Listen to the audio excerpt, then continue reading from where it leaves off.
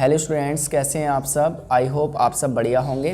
तो चलिए आज के इस वीडियो में हम इस अनसॉल्व्ड का सेट 1 जो था आपका, उसका क्वेश्चन नंबर 6 और क्वेश्चन नंबर 7 को कम्प्लीटली हल करेंगे। ठीक है, तो देखिए इसका का खंड क्या कह रहा है कि दो क्रमागत धनात्मक सम संख्याओं के वर्गों का योगफल 244 है, तो संख्याएं ज्ञात कीजिए।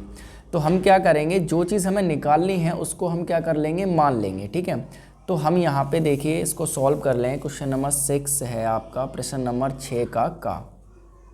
ठीक है, तो देखिए इसे कैसे करेंगे। सबसे पहले माना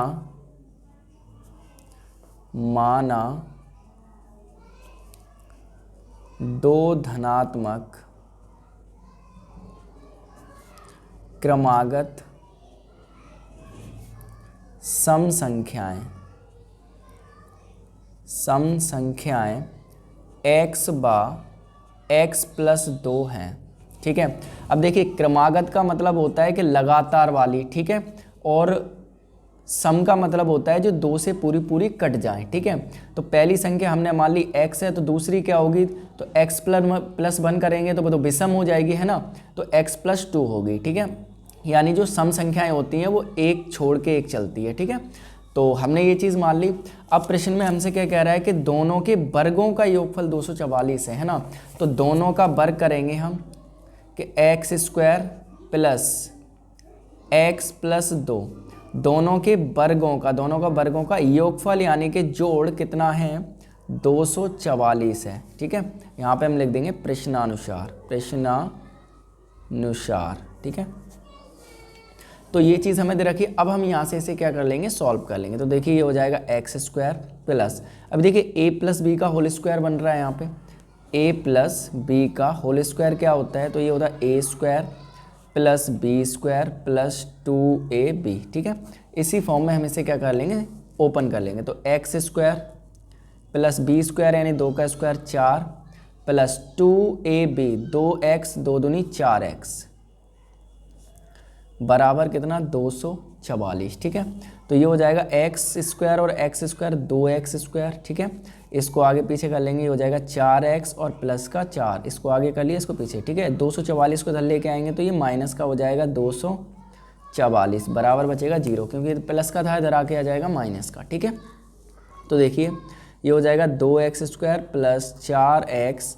अब देखिए माइनस का 244 है, प्लस का 4 है, तो 244 में से 4 माइनस करेंगे तो बचेगा 240, माइनस का ज़्यादा है तो माइनस का बचेगा, और बराबर 0। ठीक है, अब हमारे पास देखिए द्विघाती समीकरण बन गया, और इसको सॉल्व करने का एक सूत्र होता है, द्विघाती सूत्र। वो क्या होता है, x बराबर -b ± √b² - 4ac बटे 2a, ये फॉर्मूला होता है इसको सॉल्व करने का। ठीक है, आप गुणनखंड मेथड से भी इसे सॉल्व कर सकते हैं, दूसरा तरीका वो भी होता है, तो हम इससे सॉल्व कर रहे हैं। ठीक है, तो यहाँ देखिए इसको पहले थोड़ा सा और इजी कर लेते हैं।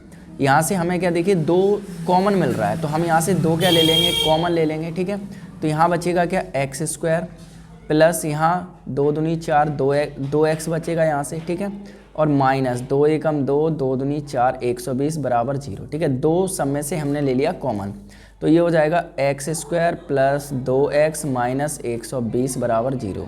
2 को इधर लेके जाएंगे, भाग में आ जाएगा, 2 से 0 में भाग करेंगे तो 0 ही आ जाएगा। ठीक है, तो यहाँ से ये हो जाएगा आपका a बराबर कितना है, देखिए x² का गुणांक होता है a, तो कुछ नहीं है, तो मतलब 1 होगा।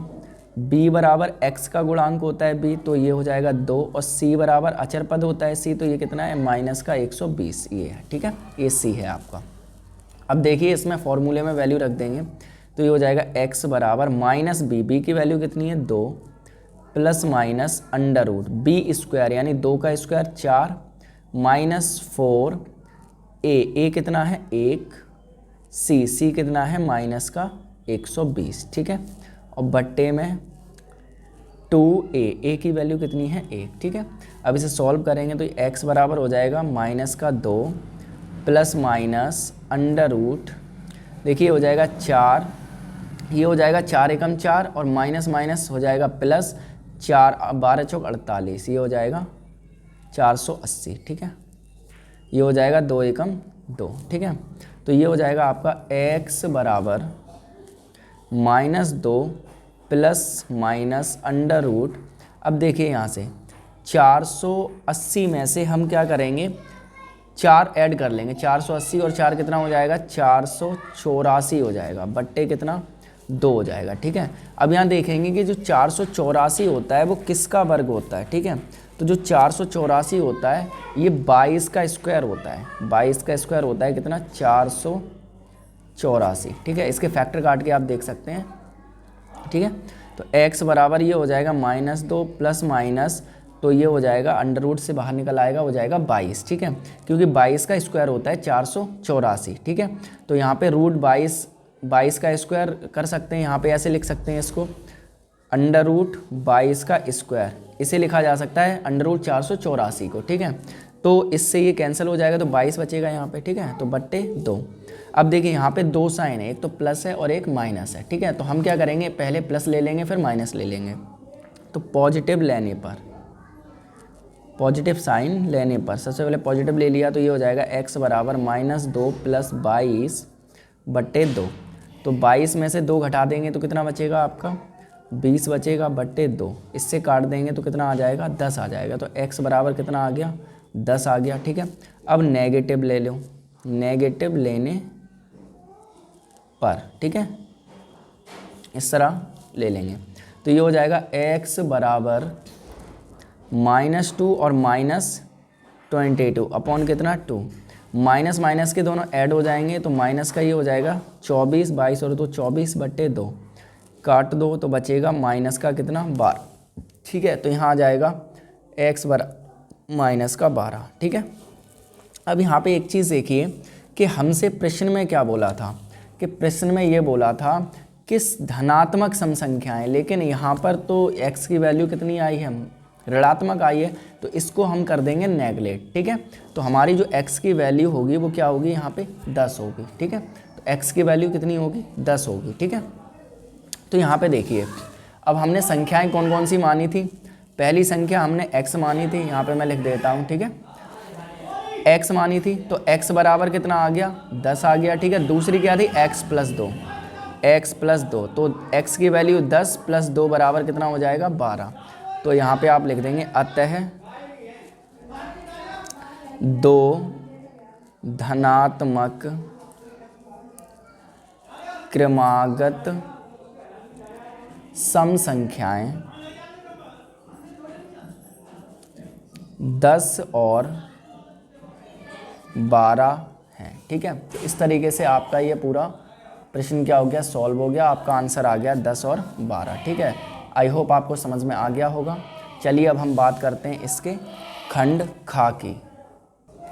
तो देखिए स्टूडेंट्स, इसका खंड खा हमें दे रखा है इसमें कि दी गई आकृति में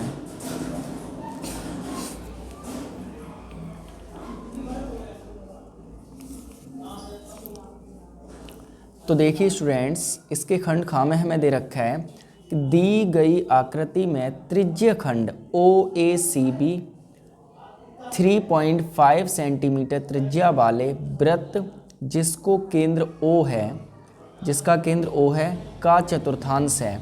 यदि OD बराबर 2 सेंटीमीटर है तो छायांकित भाग का क्षेत्रफल ज्ञात कीजिए। ठीक है, तो देखिए हमारे पास ये एक फिगर दे रखा है OACB, एक क्या है, चतुर्थांश है।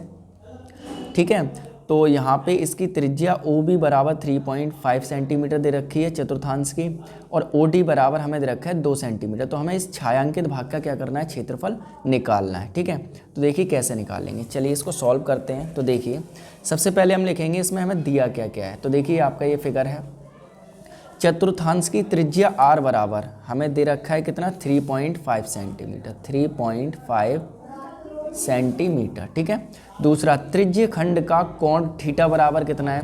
तो यहाँ पे देखिए, यहाँ पर ODB एक क्या है, समकोण त्रिभुज बन रहा है, और चतुर्थांश जब हम काटते हैं तो यहाँ पे 90 डिग्री का एंगल बनता है। ठीक है, जब कोई भी दो रेखाएं एक दूसरे को इस तरह काटती हैं, पैरेलल लंबवत काटती हैं, तो वो 90 डिग्री के पार्ट्स में विभाजित करती हैं। ठीक है, तो यहाँ पे थीटा बराबर कितना हो गया हमारा, 90 डिग्री हो गया। ठीक है, और OD बराबर हमें दे रखा है यहाँ पे कितना, 2 सेंटीमीटर। 2 सेंटीमीटर। ठीक है, अब देखिए हमें निकालना क्या है, तो हमें छायांकित भाग का क्षेत्रफल निकालना है।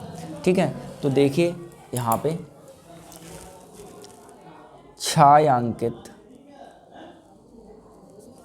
भाग का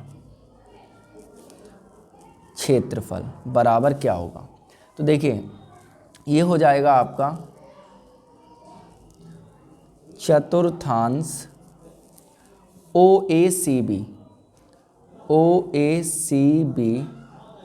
का क्षेत्रफल माइनस, देखिए इस पूरे चतुर्थांश में से अगर हम इस त्रिभुज का क्षेत्रफल घटा दें जो कि समकोण त्रिभुज है, तो हमारे पास ये बचेगा माइनस त्रिभुज ODB का क्षेत्रफल, ODB का क्षेत्रफल। ठीक है, तो ये हमारा हो जाएगा छायांकित भाग का क्षेत्रफल क्या होगा, चतुर्थांश OACB का क्षेत्रफल, चतुर्थांश ये OACB का क्षेत्रफल माइनस त्रिभुज ODB का क्षेत्रफल, ODB का, यानी इस पूरे में से अगर हम ये जो खाली है जो कि त्रिभुज बन रहा है इसका क्षेत्रफल घटा दें तो ये बचेगा। ठीक है, तो चतुर्थांश OACB का क्षेत्रफल क्या होता है आपका, तो ये होता है आपका 1/4 पाई r स्क्वायर। ठीक है, माइनस त्रिभुज ODB का क्षेत्रफल, जबकि समकोण त्रिभुज है हमें ऊंचाई दे रखी है, तो इसका क्षेत्रफल होता है 1/2 गुणा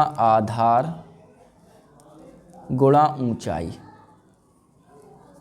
ठीक है, अब यहाँ पे देखिए 1/4 मल्टीप्लाई पाई की वैल्यू लगा देंगे 22/7 गुणा r हमें दे रखा है यहाँ पे कितना 3.5 सेंटीमीटर, ये हो जाएगा 3.5 मल्टीप्लाई बाई 3.5। ठीक है, क्योंकि स्क्वायर है तो 2 बार मल्टीप्लाई में लिख लेंगे, माइनस 1/2 आधार, तो देखिए इसका त्रिभुज का आधार कितना है, ये है 3.5, तो ये हो जाएगा 3.5 मल्टीप्लाई बाई ऊंचाई, तो ऊंचाई कितनी है इस त्रिभुज की, ये है OD बराबर 2 सेंटीमीटर। ठीक है, तो देखिए यहाँ पर 2 दूनी 4 और 2 से ये कट जाएगा कितनी बार, 11 बार कट जाएगा। ठीक है, और 2 से 2 ये क्या हो जाएगा, कैंसिल हो जाएगा। ठीक है, तो यहाँ पे देखिए कितना बचेगा, ये बचेगा आपका 11 मल्टीप्लाई बाई, अब देखिए 3.5 है ना, तो ये 35 और मल्टीप्लाई बाई 35। ठीक है, ये हो जाएगा 2 मल्टीप्लाई 7।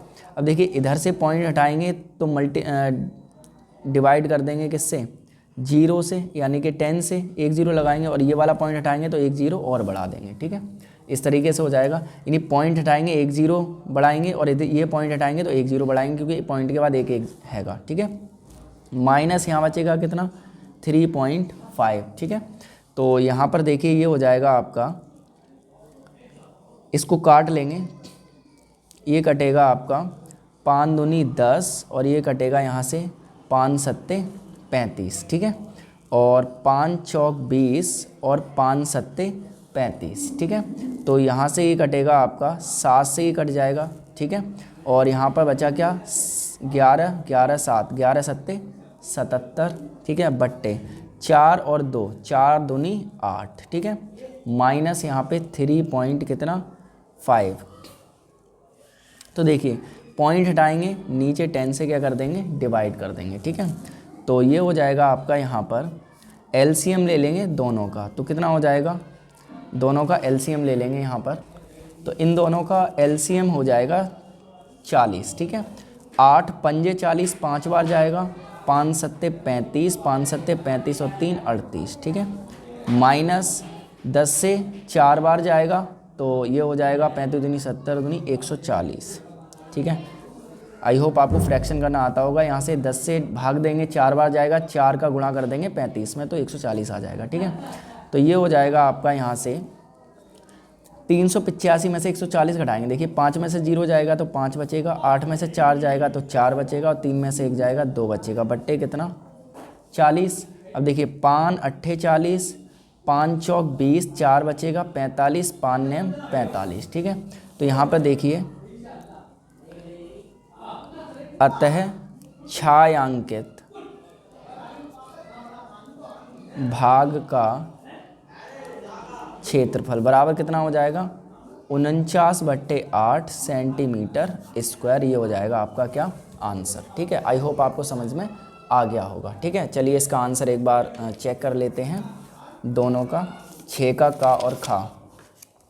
तो देखिए 6 का 10 और 12 आ रहा है, और देखिए खा आ रहा है 49/8, देखिए जो कि आपका ये आ चुका है। ठीक है, आई होप आपको समझ में आ गया होगा। चलिए अब हम बात करते हैं इसके अगले पार्ट की। अब यहाँ पे देखिए इसका गा दे रखा है कि 5 सेंटीमीटर, 6 सेंटीमीटर और 7 सेंटीमीटर भुजाओं वाले एक त्रिभुज की रचना कीजिए तथा एक अन्य त्रिभुज की रचना भी कीजिए जिसकी भुजाएं दिए हुए त्रिभुज की संगत भुजाओं की इतनी गुनी हो। तो ये रचना वाला क्वेश्चन है। ये रचना वाले जो भी क्वेश्चन है इसकी मैं एक अलग वीडियो बना दूंगा जिससे आपकी हेल्प होगी। ठीक है, तो इसे अभी यहाँ पे छोड़ते हैं। चलिए अब अगला देखते हैं घा घड़ी। तो इसमें दे रखा है कि निम्नलिखित बारंबारता बंटन सारणी से माध्यिका ज्ञात कीजिए।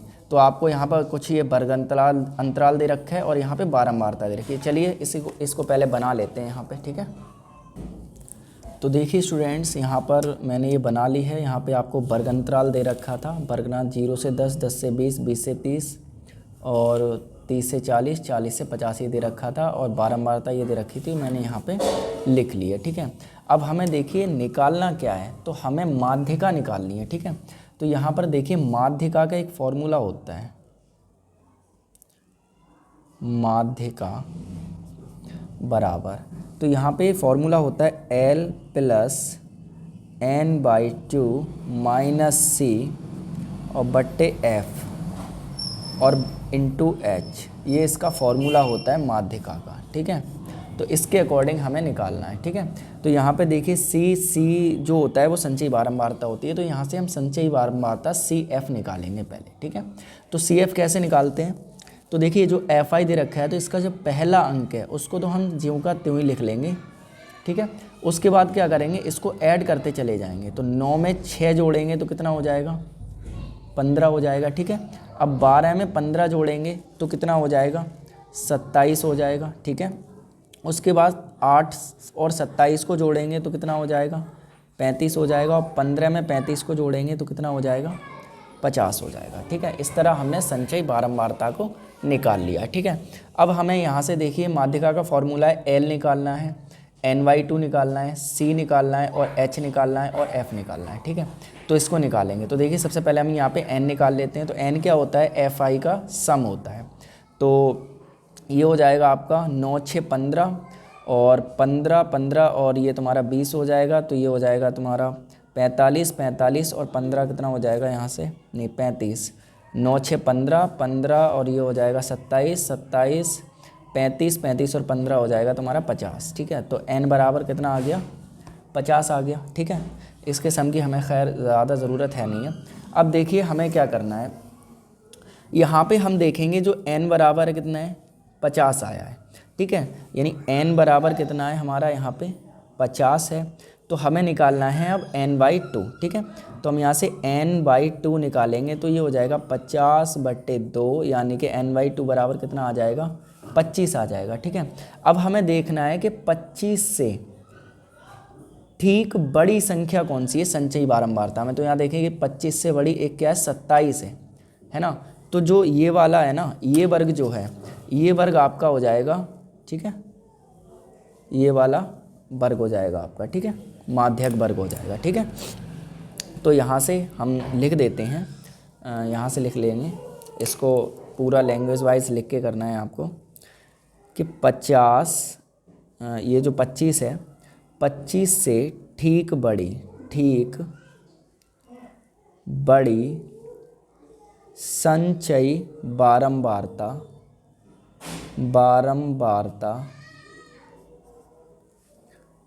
कितनी है, 27 के संगत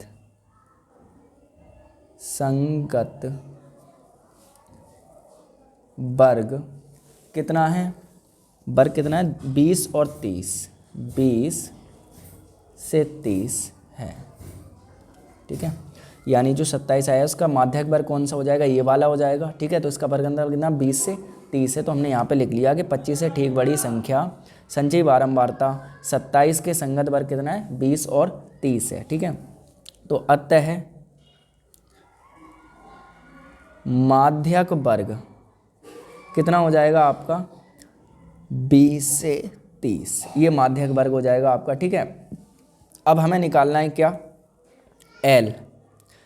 एल क्या होती है आपकी, जो एल होती है वो होती है आपकी माध्यक वर्ग की निम्न सीमा। ठीक है, एल जो होती है वो माध्यक वर्ग की क्या होती है, निम्न सीमा होती है। और निम्न सीमा क्या है यहाँ पे देखिए 20 है, तो ये हो जाएगी एल बराबर कितना हो जाएगा आपका 20 हो जाएगा। ठीक है, तो एल बराबर यहाँ से 20 हो गया आपका। ठीक है, अब निकालते हैं यहाँ से सी कितना है आपका, सी तो ये होता है माध्यक वर्ग से ठीक पहले वाली संचयी बारंबारता। माध्यक वर्ग से ठीक पहले वाली बारंबारता कितनी है, देखिए वर्ग ये वाला है, संचयी बारंबारता ठीक पहले वाली कितनी है, यहाँ पे 15 है, तो ये हो जाएगी आपकी कितनी 15 हो जाएगी। ठीक है, तो यहाँ पे संचयी और लगेगा। ठीक है, संचयी बारंबारता। ठीक है, तो ये हो गया। अब एफ निकालना है हमें, एफ कितना है, क्योंकि इसमें आपका फॉर्मूले में एफ भी है। तो माध्यक वर्ग की बारंबारता होता है एफ। ठीक है, तो माध्यक वर्ग की बारंबारता आपका क्या होता है, एफ होता है। तो माध्यक वर्ग की बारंबारता यहाँ पे देखेंगे कितनी है, एफ आई यहाँ पे इसमें 12 है, तो ये हो जाएगा आपका कितना 12। ठीक है, अब हमें चाहिए क्या, एच। एच होता है वो होता है आपका वर्ग अंतराल। ठीक है, तो यहाँ पे देखिए वर्ग अंतराल कितना है, तो वर्ग अंतराल आपका है, वर्ग कौन सा है माध्यक वर्ग आपका 20 से 30 है, तो 30 में से 20 घटा दो कितना बचेगा, 10 बचेगा। तो वर्ग अंतराल कितना हो जाएगा, एच बराबर आपका 10 हो जाएगा। ठीक है, तो इस तरीके से आपका ये हो गया। तो देखिए यहाँ पे एल बराबर आ गया 20, सी बराबर आ गया 15 और एफ बराबर आ गया 12 और एच बराबर आ गया 10। अब हमारा जो फॉर्मूला था इसको इसमें लगा देंगे। ठीक है, तो यहीं पे लगा देते हैं हम। तो देखिए एम यानी कि माध्यिका बराबर एल कितना आया था हमारा, तो एल आया था हमारा यहाँ पर देखिए 20 आया था। ठीक है, एल कितना आया था 20 है एल, तो यहाँ लगा देंगे 20 प्लस n/2, तो n/2 कितना है, ये 25 है, तो ये हो जाएगा 25 माइनस सी। तो देखिए यहाँ पे सी कितना है, तो सी है यहाँ पे देखिए ये है सी 15 है। ठीक है, तो यहाँ पे लगा देंगे हम कितना 15 बट्टे एफ। तो देखिए यहाँ पर एफ कितना है, तो एफ है आपका 12, तो यहाँ बट्टे 12 हो जाएगा और मल्टीप्लाई बाई एच। एच कितना आया था 30 माइनस 20 बराबर 10, तो एच बराबर कितना आया था, ये है दे रखा है एच बराबर आपका 10। ठीक है, तो यहाँ पे मैंने वैल्यू लगा दी है। अब इसको क्या कर लेंगे हम लोग, सॉल्व कर लेंगे। ठीक है, तो चलिए इसको सॉल्व कर लेते हैं। तो ये हो जाएगा आपका यहाँ से m बराबर 20 और ये हो जाएगा प्लस 25 में से माइनस कर देंगे 15, तो कितना बचेगा 10 बचेगा। ठीक है, और बट्टे हो जाएगा 12 और 10 से मल्टीप्लाई करेंगे 10 में, तो कितना हो जाएगा, ये यहाँ पर 100 हो जाएगा। ठीक है, ये कितना हो जाएगा 100 हो जाएगा। ठीक है, 25 में से 15 घटाया 10 बचा और 10 ढाई 100 इतना हो जाएगा। अब देखिए इसको काट भी देंगे, ये कटेगा 2 से 6 बार और ये कटेगा 50 बार। ठीक है, और ये 2 तिया 6 और ये कटेगा 2 से 25 बार। ठीक है, तो यहाँ पे m बराबर हो जाएगा कितना 20 प्लस 25 बट्टे कितना 3। ठीक है, तो ये हो जाएगा m बराबर 20 तिया 60 और 60 और 25 ऐड करेंगे तो कितना हो जाएगा 85। ये हो जाएगा आपका 85 बट्टे कितना 3। ठीक है, तो ये हो जाएगा, यहाँ से काट दो, तो ये हो जाएगा 3 दूनी 6, 2 बचेगा 25 तिया 8 24 1 बचेगा 10 हो जाएगा, 3 त्रिका 9 1 बचेगा 3 त्रिका 9, ऐसे चलता चला जाएगा। ठीक है, तो ये हो जाएगा आपका क्या आंसर। ठीक है, तो यहाँ माध्यक बराबर कितना हो गया 28.33। ठीक है, तो ये आपका क्या हो गया आंसर हो गया। चलिए एक बार इसमें आंसर चेक भी कर लेते हैं हम। यहाँ पे ये घा घड़ी है छठे का। ठीक है, तो यहाँ पर देखिए आप क्वेश्चन नंबर 6 का घा घड़ी 28.33। ठीक है, 28.33 आपका आंसर सही आया एकदम से। आई होप आपको ये प्रश्न समझ में आ गया होगा। ये आपका क्वेश्चन क्या हो गया सॉल्व हो गया। चलिए अब हम प्रश्न नंबर 7 को सॉल्व करते हैं। तो देखिए स्टूडेंट्स, यहाँ पर प्रश्न नंबर 7 दे रखा है, सभी खंड कीजिए। पहला इसका का खंड है, निम्नलिखित समीकरण युग्म को रैखिक समीकरण युग्म में बदलकर हल कीजिए। तो आपके पास ये 2 समीकरण दे रखे हैं और इन दोनों को रैखिक समीकरण युग्म में बदलकर आपको क्या करना है, हल करना है। तो चलिए देखिए कैसे करते हैं इसको। तो एक समीकरण ये दे रखा है, दूसरा ये दे रखा है, ठीक है। तो पहले हमें क्या करना है, इसे रैखिक समीकरण युग्म में बदलना है, ठीक है। तो यहाँ पे सबसे पहले देखिए हल, इसको हम मान लेंगे यहाँ पे, माना 1/x - 1 बराबर u और 1/y - 2 बराबर v है, ठीक है। अब यहाँ देखिए, यहाँ से 5 बाहर निकालिए, 5 गुणा 1/x - 1 लिख सकते हैं इसे, 2 बाहर निकाल 2 गुणा 1/x - 1 है ना। यहाँ भी बट्टे में x - 1 है, यहाँ भी बट्टे में x - 1 है, यहाँ बट्टे में y - 2 है, यहाँ भी बट्टे में y - 2 है। तो यहाँ से हमने 1/x - 1 बराबर u मान लिया और 1/y - 2 बराबर v मान लिया। ये आपको देख लेना है, दोनों समीकरणों में सेम होना चाहिए ये चीज़, ठीक है। x y वाला तो मान सकते हैं, अदरवाइज आप नहीं मान पाएंगे, ठीक है। यहाँ पे सेम था तो मैंने यहाँ पे मान लिया है। तो देखिए इसको मैंने जब 1/x - 1 बराबर क्या मान लिया, u मान लिया, तो ये यहाँ पे कितना हो जाएगा 5u प्लस यहाँ पे इसको 1/y - 2 को पूरे को मैंने क्या मान लिया, v मान लिया। तो यहाँ बचेगा क्या, v बराबर कितना 2, ठीक है। इस तरह से, क्योंकि हम इसको ऐसे भी तो लिख सकते हैं 5 × 1/x - 1, ठीक है। तो इसको हमने u मान लिया है, तो u का मल्टीप्लाई 5 में करेंगे तो 5 ही u आ जाएगा, ठीक है। इसे दे देते हैं हम समीकरण नंबर 1। ऐसे ही इसको हमने u माना है तो ये हो जाएगा आपका 2u माइनस इसको पूरे को मान लिया तो ये v बराबर कितना 1/3। इसे दे देते हैं हम समीकरण नंबर 2। अब देखिए इस टाइप के, इसको रैखिक समीकरण युग्म में तो हमने बदल लिया। अब हमें इसको क्या करना है, सॉल्व करना है, x y की वैल्यू निकालनी है। पहले u और v की निकालेंगे, तब x और y की निकालेंगे। तो इसके लिए हम 3 मेथड का यूज़ कर सकते हैं। एक तो प्रत्यक्ष विधि है, दूसरी विलोपन है और बजगुणन है। तो ठीक है, तो हम यहाँ पे विलोपन विधि की हेल्प से करेंगे। तो यहाँ देखिए b दोनों साइड क्या है, बराबर है, तो हमें कोई भी मल्टीप्लाई किसी में करने की ज़रूरत नहीं है। तो हम यहाँ पे क्या करेंगे, समीकरण 1 / 2 को जोड़ने पर, ठीक है, तो दोनों को हम क्या करेंगे, जोड़ देंगे। तो समीकरण 1 आपका ये है और 2 आपका ये है 1/3, ठीक है। दोनों को क्या करना है, हमें जोड़ना है। अब देखिए जोड़ना ही क्यों है, हमें घटाना क्यों नहीं है। तो देखिए हमें यहाँ से v को विलुप्त करना है और v के हम साइन देखेंगे तो क्या है, अलग अलग हैं। तो जिसको हमें विलुप्त करना है, काटना है, उसके साइन अगर अलग अलग हैं तो आप जोड़ दीजिए, और अगर साइन जो है वो आपके सेम है तो आप घटा दीजिए, ठीक है। तो इसके साइन अलग अलग थे इसलिए मैं यहाँ पे जोड़ रहा हूँ। तो देखिए 5 और 2 7u हो जाएगा। ये आपका प्लस माइनस का v से भी क्या हो जाएगा, पूरा कैंसिल हो जाएगा, इक्वल टू। अब देखिए यहाँ पर क्या है, 2 + 1/3 है ना। 2 को 1/3 में ऐड करना है, जोड़ना ही तो हमें। ये हो जाएगा 3 दूनी 6, 6 और 1 7/3। तो ये हो जाएगा आपका 7/3। तो ये हो जाएगा आपका u बराबर 7/3। अब ये देखिए 7 यहाँ पे गुणा में है तो इधर लेके आएंगे तो भाग में आ जाएगा, 7 से 7 कैंसिल हो जाएगा। तो यहाँ पर आपका u बराबर कितना आ जाएगा, 1/3, ठीक है। u की वैल्यू हमारे पास आ गई। अब हम क्या करेंगे, अब u की वैल्यू जो है वो हम किसी एक समीकरण में रख देंगे। तो मैं यहाँ पर समीकरण नंबर इसमें ही रख देता हूँ, 1 में रख देता हूँ, ठीक है। तो समीकरण 1 में u का मान रखने पर, ठीक है, तो यहाँ पे u का मान रख देंगे, क्या है 5 × u है ना, u की जगह रख देंगे हम 1/3, ठीक है। 1/3 प्लस v इक्वल टू कितना है 2, ठीक है। ये हो जाएगा आपका 5/3 प्लस v बराबर कितना 2।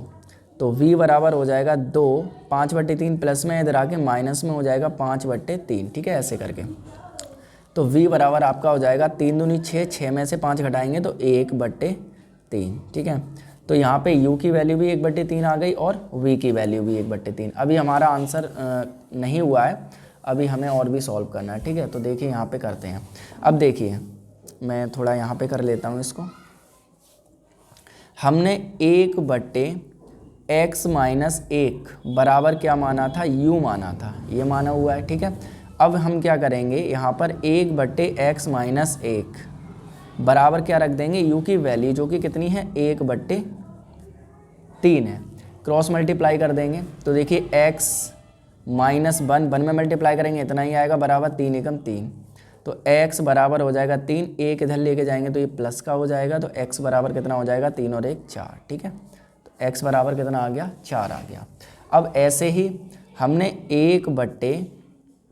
1/y-2 बराबर क्या माना था, v माना था। देखिए ये माना है यहाँ पे 1/y-2 बराबर b माना है, ठीक है। तो हम क्या करेंगे, अब यहाँ पर वैल्यू रख देंगे। तो 1/y-2 बराबर v की वैल्यू कितनी आई थी, 1/3 आई थी, ठीक है।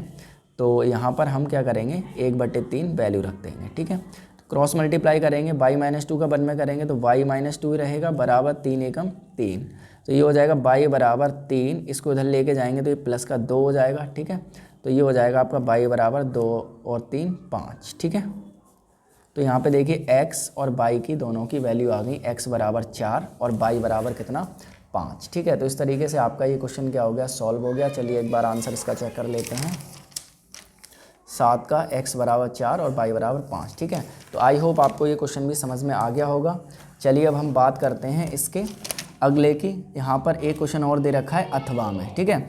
इन दोनों में से कोई एक करना था, बट यहाँ पे हम दोनों करेंगे क्योंकि क्या पता एग्जाम में कौन सा ये आ जाए या ये आ जाए, है ना।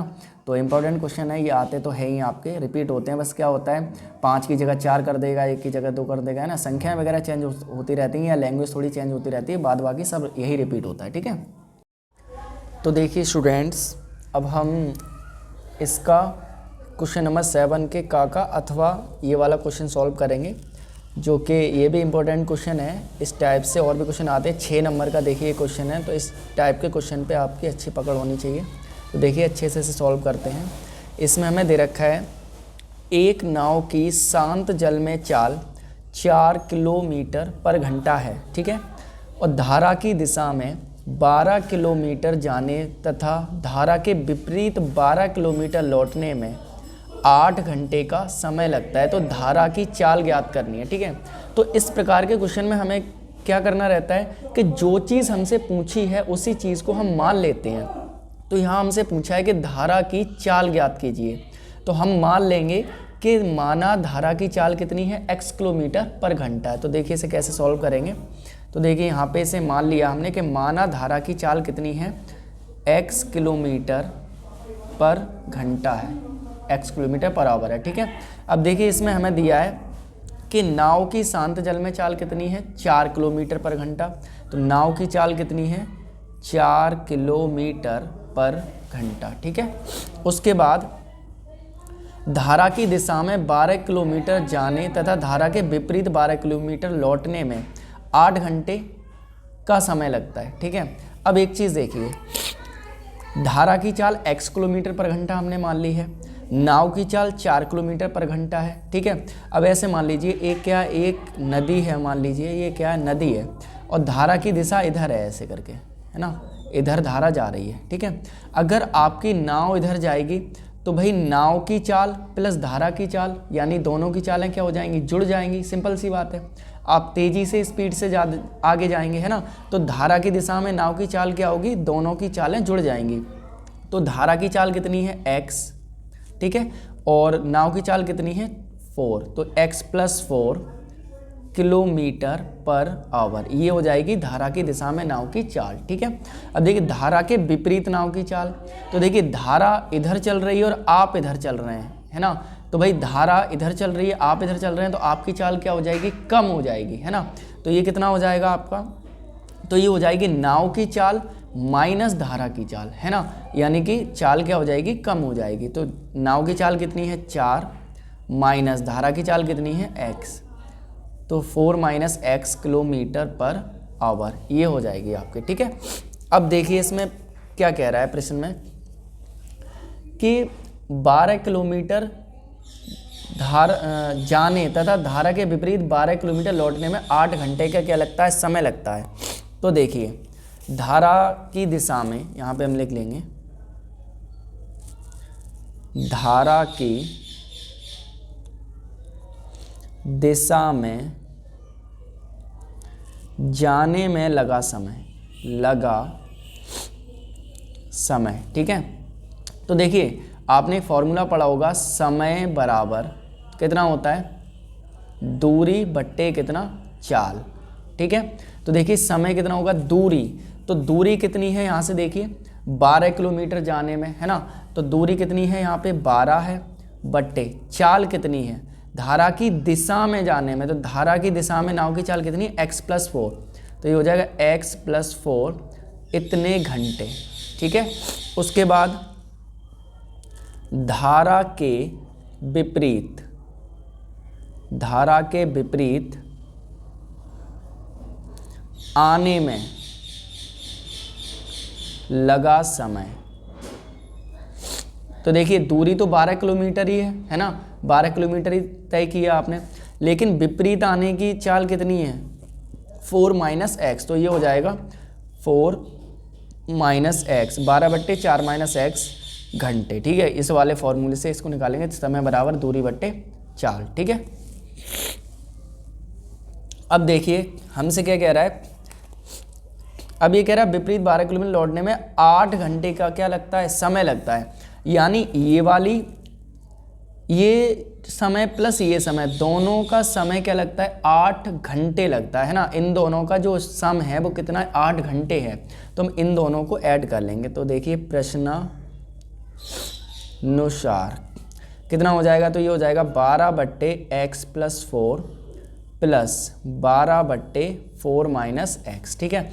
यानी कि पहले 12 किलोमीटर आप इधर गए और फिर 12 किलोमीटर इधर आए, तो टोटल समय लगा तो वो 8 घंटे का लगा, है ना। तो इधर जाने में लगा समय प्लस इधर आने में लगा समय इक्वल टू कितना 8 घंटे, है ना। तो इधर जाने में लगा समय ये था, इधर आने में लगा समय ये था, दोनों को ऐड कर लिया तो टोटल समय हो गया आपका 8 घंटे, ठीक है। तो इस तरीके से आपका ये हो गया। अब हम क्या कर लेंगे, इसको सॉल्व कर लेंगे। तो देखिए एलसीएम ले लेंगे इसका, तो देखिए x का 4 में मल्टीप्लाई करेंगे तो ये हो जाएगा 4x, फिर x का -x में करेंगे तो -x² हो जाएगा, 4 का 4 में करेंगे 4 4 जा 16 हो जाता है, 4 का -x में करेंगे तो माइनस का 4x हो जाएगा, ठीक है।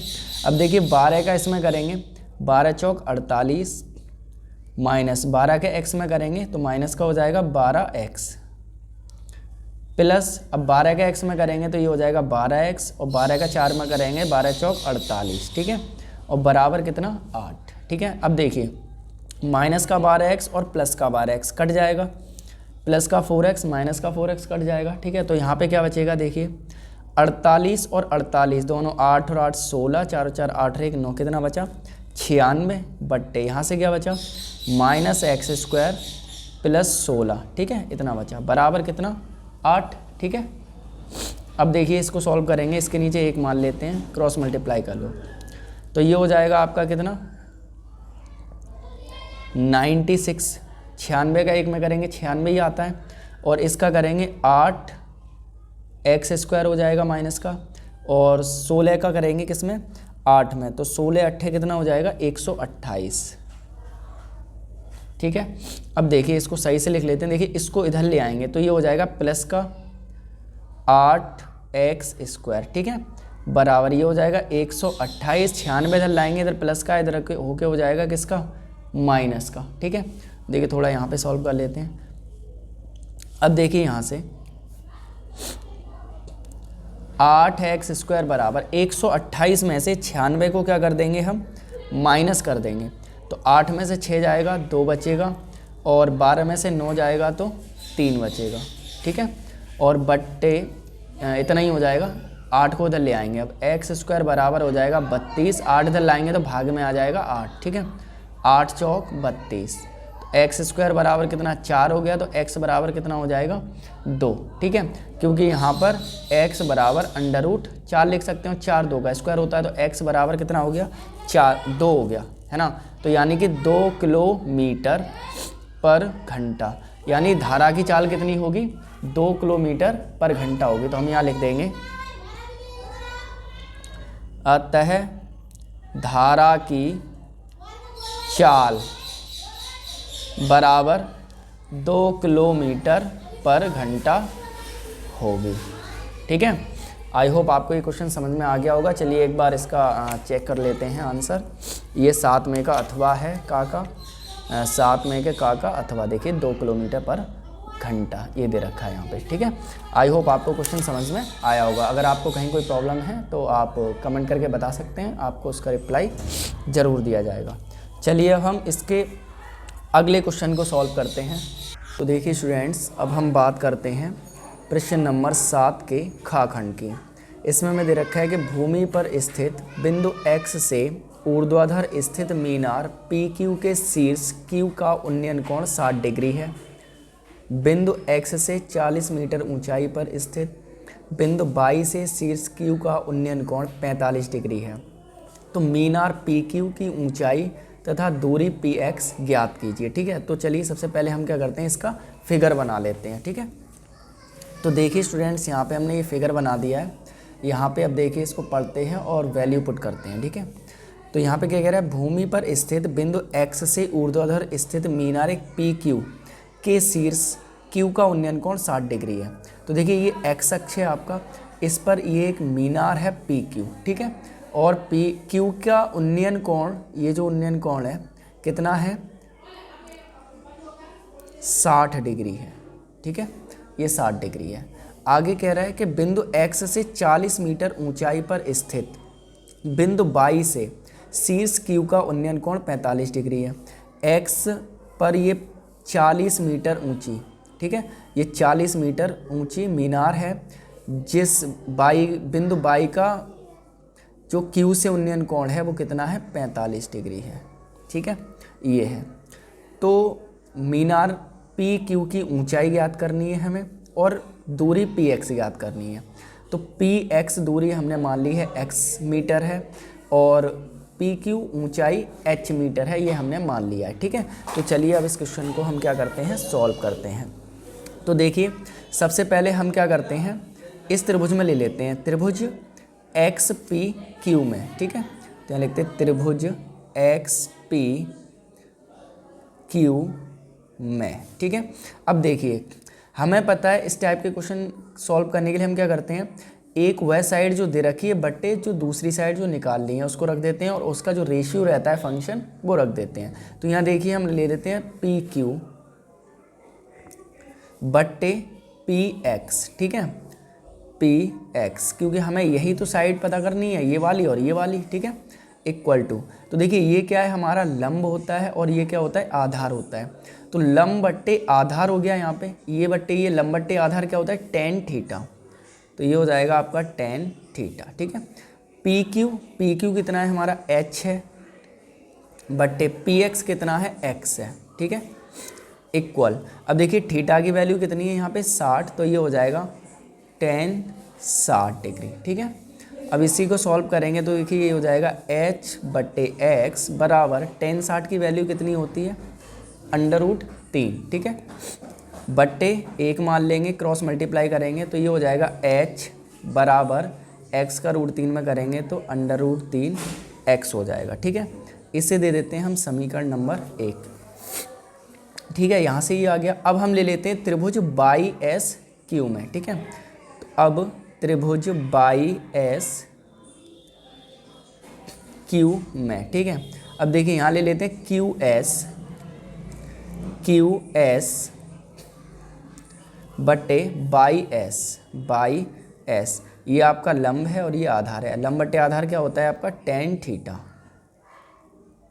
ठीक है, अब देखिए QS, अब ये कितना होगा, देखिए ये वाली जो ऊंचाई है वो कितनी है, 40 मीटर है, तो ये भी 40 मीटर होगी। ठीक है, क्योंकि ये और ये क्या है, इक्वल है। YX बराबर है PS के। ठीक है, यहाँ पे क्या है, YS बराबर है किसके, PS के। ये 40 है तो ये भी 40 होगी, सिंपल सी बात है। अब देखिए हमें ये चाहिए तो हम क्या करेंगे, PQ में से PS घटा देंगे तो ये आ जाएगा। तो PQ पूरा कितना है, H माइनस कर देंगे इसको 40, तो ये हो जाएगा H - 40 बट्टे YS देखिए एक्स पी बराबर होगी बाई एस के, ये एक्स मीटर मानी हमने तो ये भी एक्स मीटर होगी, ठीक है। तो ये हो जाएगा आपका कितना, एक्स बराबर 10, अभी देखिए थीटा की वैल्यू यहाँ पे कितनी है 45, तो यहाँ रख देंगे, ठीक है। अब देखिए यहाँ पर h माइनस 40 बट्टे एक्स बराबर 10, 45 की वैल्यू होती है 1 मान लो, क्रॉस मल्टीप्लाई कर दो। h माइनस 40 का 1 में करेंगे तो h माइनस 40 ही हो जाएगा, ठीक है। x का 1 में करेंगे तो x हो जाएगा, तो x बराबर आ गया यहाँ पे कितना, h माइनस 40, ठीक है। तो x की वैल्यू आ गई, इसे हम दे देते हैं समीकरण नंबर 2, ठीक है। अब हम क्या करेंगे, ये जो x की वैल्यू आई है इसको हम समीकरण 1 में रख देंगे, ठीक है। तो यहाँ लिख देते हैं समीकरण 1 में x का मान रखने पर, तो देखिए ये है h बराबर √3x, तो x की जगह हम क्या रख देंगे, x माइनस 40, x माइनस 40, ठीक है। अब देखिए इसे सॉल्व करेंगे तो ये हो जाएगा h बराबर, मल्टीप्लाई करेंगे ये हो जाएगा आपका कितना, ये यहाँ पे h चाहिए, ठीक है, h माइनस 40 है, ठीक है, क्योंकि h माइनस 40 का 1 में करेंगे तो h माइनस 40 ही तो है।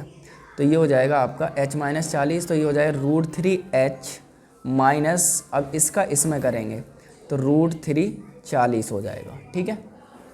अब देखिए √3h को इधर ले आएंगे तो ये हो जाएगा h माइनस √3h, प्लस का था इधर हो गया माइनस का हो जाएगा, ये हो जाएगा माइनस √3 की वैल्यू लगा देंगे 1.73 मल्टीप्लाई बाई कितना 40, ठीक है। यहाँ पर 1.73 जो होती है वो √3 की वैल्यू होती है, ठीक है। इसको हमने यहाँ पे लगा दिया। अब देखिए दोनों साइड से h कॉमन है ना, तो हम h कॉमन ले लेंगे यहाँ पर, तो अंदर यहाँ क्या बचेगा 1 माइनस यहाँ बचेगा कितना √3, और √3 की वैल्यू लगा देंगे कितना 1.73, ठीक है, बराबर गुणा कर देंगे माइनस का, ये हो जाएगा 0, 4 × 12, 7 × 28 और 1 29, 4 एकम 4 और 2 6, 1 और 1 2 अंक के बाद हम क्या लगा देंगे, डेसिमल लगा देंगे, ठीक है।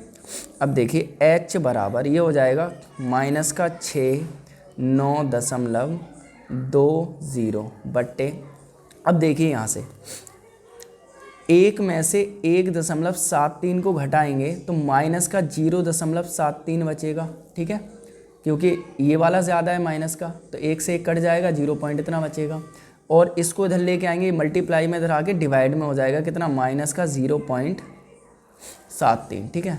माइनस से माइनस कैंसिल हो जाएगा, देखिए 2 अंक के बाद है, ये भी 2 अंक के, पॉइंट से पॉइंट कैंसिल हो जाएगा, ठीक है। 73 से इसको काटेंगे, भाग दे देंगे तो ये कट जाएगा तुम्हारा 94.64 बार, ठीक है। तो ये आपका इतना, तो h बराबर आ जाएगा 94.64, ठीक है। तो h हमने क्या माना था, मीनार की ऊंचाई मानी थी, है ना, मीनार की ऊंचाई, तो यहाँ लिख देते हैं अतः मीनार की ऊंचाई PQ बराबर 94.64 मीटर है, ठीक है। अब देखिए अब हम क्या करेंगे, हमें अब ये भी निकालना है PX, है ना, x की वैल्यू यहाँ से निकालना है, ये तो हमने निकाल ही लिया। तो अब देखिए हम क्या करेंगे, h का मान रख देंगे, ठीक है। तो यहाँ पर हम क्या करेंगे, h का मान रख देते हैं समीकरण 2 में, ठीक है।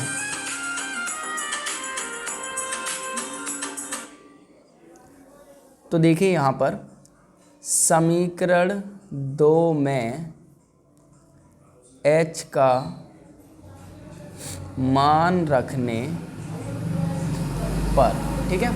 अब देखिए समीकरण 2 हमारा ये है, h माइनस 40 बराबर x, तो h का मान रखेंगे तो x बराबर h की जगह रख देंगे हम 94.64, ठीक है, और माइनस कितना 40, ठीक है, माइनस 40 है, तो x बराबर आ जाएगा, ये तो रहेगा 64, और 4 में से 0 घटाएंगे तो 4 बचेगा, 9 में 4 जाएगा तो 5, इतना मीटर, ठीक है।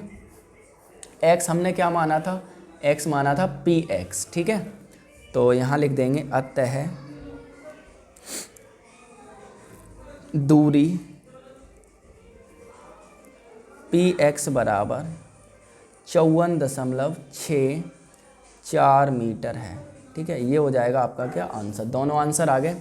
ऊंचाई आ गई आपकी पी क्यू बराबर 54.64 और दूरी आ गई px बराबर 54.64, ठीक है। 64 देख लेते हैं एक बार। तो देखिए यह 7 में का खा px बराबर 54.64 और पी क्यू बराबर 54.64 जो भी है मीटर, इतना आ गया, ठीक है। आई होप आपको समझ में आ गया होगा। चलिए अब हम बात करते हैं इसके अगले क्वेश्चन की, अथवा वाले की, ठीक है। तो इसको सॉल्व करते हैं। इसमें दे रखा है कि क्षैतिज तल पर स्थित बिंदु O से उसी तल पर खड़े एक ऊर्ध्वाधर मीनार के शीर्ष का उन्नयन कोण 30 डिग्री है। तो मीनार की ओर 40 मीटर चलने पर उन्नयन कोण 60 डिग्री हो जाता है। तो मीनार की ऊंचाई ज्ञात कीजिए, ठीक है। तो चलिए इसका भी पहले फिगर बना लेते हैं। तो देखिए स्टूडेंट्स, यहाँ पे मैंने इसका फिगर बना लिया है। एक बात समझ लेते हैं इसको। देखिए, क्षैतिज तल पर स्थित बिंदु O से उसी तल पर खड़े एक ऊर्ध्वाधर मीनार के शीर्ष का उन्नयन कोण 30 डिग्री है। ये क्षैतिज तल है O।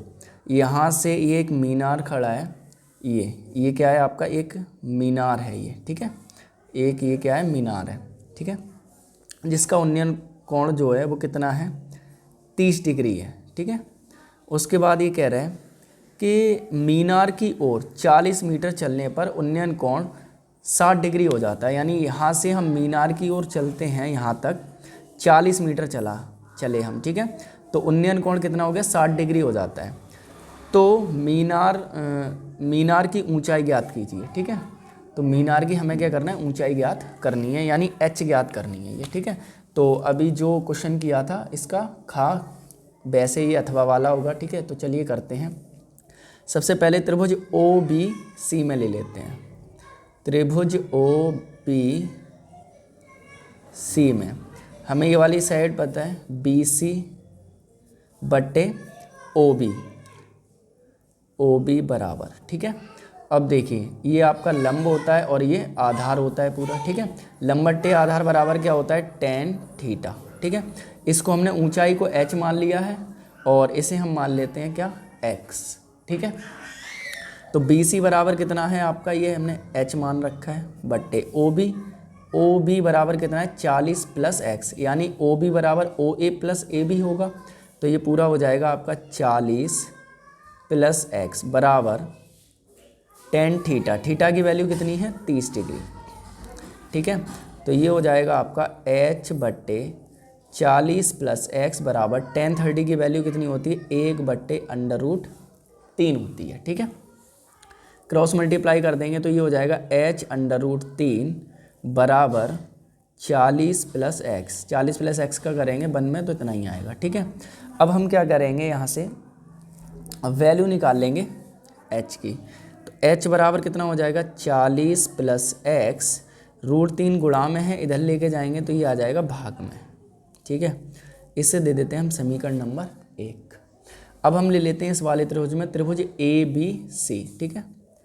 त्रिभुज ABC में BC बटे AB बराबर, देखिए BC बटे AB, BC लंब बट्टे आधार क्या होता है, tan थीटा, और थीटा की वैल्यू कितनी है यहाँ पे 60 डिग्री है, ठीक है। तो यहाँ पे tan 60 डिग्री हो जाएगा। अब देखिए BC कितना है हमारा, h है ये वाला, ठीक है। और AB हमने क्या माना हुआ है, x बराबर tan 60 की वैल्यू कितनी होती है, तो ये होती है आपकी √3 बट्टे में 1 मान लेते हैं, क्रॉस मल्टीप्लाई कर देंगे, ठीक है। तो ये हो जाएगा आपका h का 1 में करेंगे तो h बराबर x का √3 में करेंगे तो x √3। इसे दे देते हैं समीकरण नंबर कितना, 2, ठीक है। और यहाँ से x की वैल्यू निकालना चाहे तो x बराबर हो जाएगा आपका h बट्टे √3 इधर ले आओ तो ये इसमें आ जाएगा। इसे देते हैं समीकरण नंबर 2, इसे दे देते हैं, इसे छोड़ो, ठीक है, क्योंकि यहाँ पे x की वैल्यू लगानी है हमें, ठीक है। तो इसको हटा देते हैं, इसे 2 समीकरण नंबर दे देते हैं, ठीक है।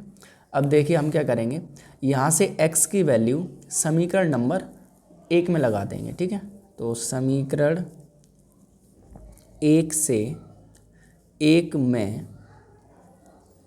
समीकरण 2 से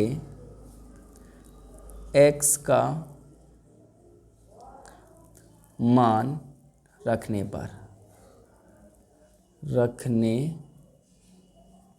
ठीक है। तो ये हो जाएगा आपका, देखिए यहाँ पर h बराबर 40 प्लस x, तो x की वैल्यू कितनी है, h बट्टे √3 और बट्टे में ये है आपका कितना, √3, ठीक है। 40 प्लस x की जगह लगा दिया h बट्टे √3 और बट्टे में √3, ठीक है। ये हो गया। अब इसको सॉल्व कर लेते हैं। तो ये हो जाएगा आपका h बराबर, देखिए इसके नीचे 1 मान लेंगे, √3 का 40 में करेंगे तो ये हो जाएगा 40 √3, ठीक है, प्लस h का 1 में करेंगे तो h ही आएगा, बट्टे √3 का 1 में करेंगे तो √3 आएगा, ठीक है, और बट्टे √3। इसके नीचे कुछ नहीं है तो क्या करेंगे, 1 मान लेंगे, बाहर वालों की बाहर और अंदर वालों की अंदर। तो देखिए 1 की मल्टीप्लाई इसमें करेंगे तो जितना है उतना ही रहेगा, ठीक है, बट्टे √3 का √3 में करेंगे तो कितना हो जाएगा, 13 हो जाएगा, ठीक है। तो यहाँ पे h बराबर आपके पास आ गया 40 √3 प्लस h बट्टे कितना, 3, ठीक है। अब देखिए 3 इधर लेके आएंगे तो ये हो जाएगा मल्टीप्लाई में, भाग में इधर लेके आएंगे, भाग में 3h हो जाएगा, h इधर प्लस का इधर लेके आएंगे तो माइनस का h हो जाएगा, ठीक है।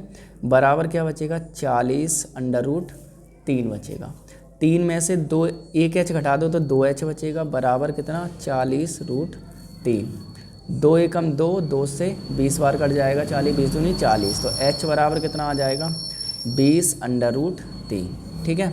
तो हमसे यहाँ पर मीनार की ऊंचाई ही पूछी थी, ठीक है। तो यहाँ लिख देंगे, अतः